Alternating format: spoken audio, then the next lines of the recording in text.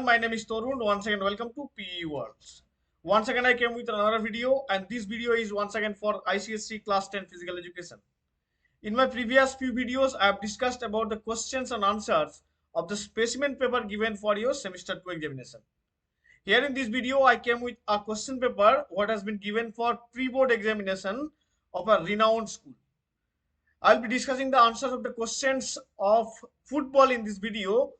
In the next videos, I will be coming with the answers of the questions of the different other games also. That's why I would request you to keep following my channel so that you can get update of those videos. And if you are new to my channel, please subscribe it for more information about physical education and sports. Anyway, without further ado, let's start that. Here you can see the questions from the football I have decided to discuss. Section A, you need to attempt all the questions here. Question number 1. Under question number 1, the first question. What is the number of players in a football team? Options are 15, 13, 11 and 18.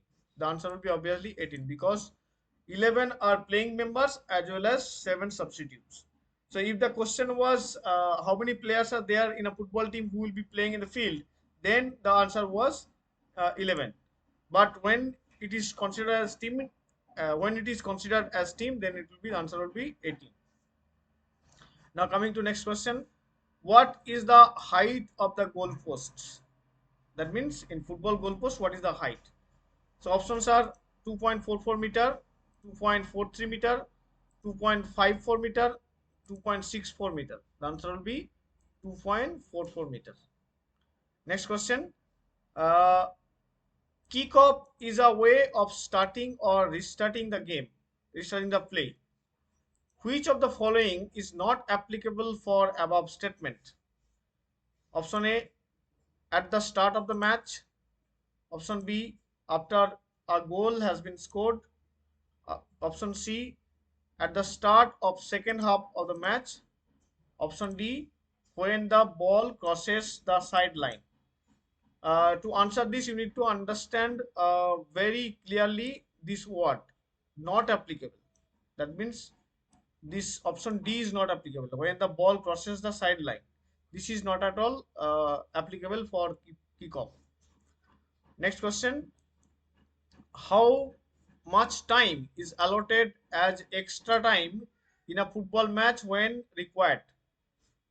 15 minutes, 30 minutes, 90 minutes, 45 minutes. The answer will be 30 minutes. Next question. Which of the following is awarded when a player jumps at an opponent? Offside, penalty kick, direct free kick, indirect free kick. The answer will be direct free kick. Okay, now coming to the section B, question number 2. As like the specimen question paper, here also 3 questions will be given. As you can see, question number 2, then question number 3, then question number 4. So out of these 3 questions, you need to attempt any 3 questions. So anyway, I have given the answers of all the questions for your practice. Okay, now coming to the first question. Mention any 2 occasions when indirect free kick is given against a goalkeeper. Just keep in mind with this, against a goalkeeper. So indirect free kick can be given against a goalkeeper if he or she takes more than 6 seconds while controlling the ball with his hands before releasing it from his possession. Next, touches the ball again with his hands after it has been released from his possession and has not touched any other players. Next, touches the ball with his or her hands after it has been deliberately kicked to him by a teammate, that means by his own teammate. Next, touches the ball with his hands after he has received it directly from a throw-in taken by a teammate. Means when a teammate is throwing the ball in, if the throw-in is given with these team members, then if he receives the ball in his hand, then it will be considered as then at that point also the indirect free kick will be given against him. Next question. Mention the measurements of the goal area and penalty area. Okay. First goal area 20 yards by 6 yards. If you consider penalty area 44 yards into 18 yards. Okay. Now coming to next question. List any three important duties of fourth official. Okay. Basically, he assists the referee at all times. Prior to the start of the competition, the organizer states clearly whether if the referee is unable to continue, the fourth official takes over as a referee, or whether the senior assistant referee takes over as a referee within the fourth official becoming an assistant referee. Okay. The fourth official assists with an administrative duties before, during, and after the match as required by the referee. He is responsible for assisting the substitution procedures during the match. He has the authority to check the equipment of substitutes before they enter the field of play.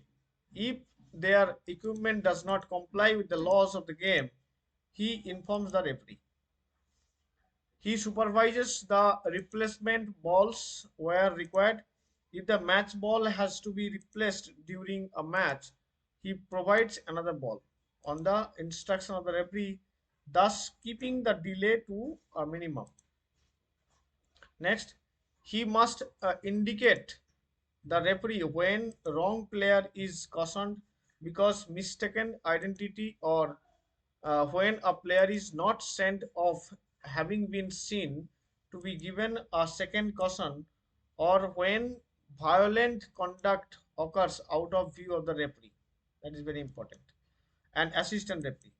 The referee, however, retains the authority to decide on all points connected with play.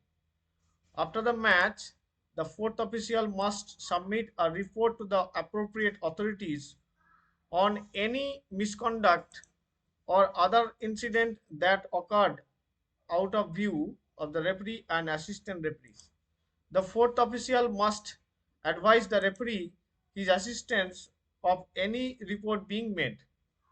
He has the authority to inform the referee of irresponsible behavior by any occupant of the technical area. Okay, another one, a reserve assistant referee may also be appointed under competition rules. His only duty shall be to replace an assistant referee who is unable to continue, or to replace the fourth official as required. So out of these all duties, you can mention any three. Next question. What is the procedure of resuming a game from an indirect free kick? Very important question. An indirect free kick is a method of restarting a play where a goal may not be scored. Okay, scored directly from the kick unless it touches the another player, opponent, or teammate. Any of the player need to be touched before the ball goes into the goal post. And if the ball does go directly into goal, then the goal kick is awarded to the opposing team.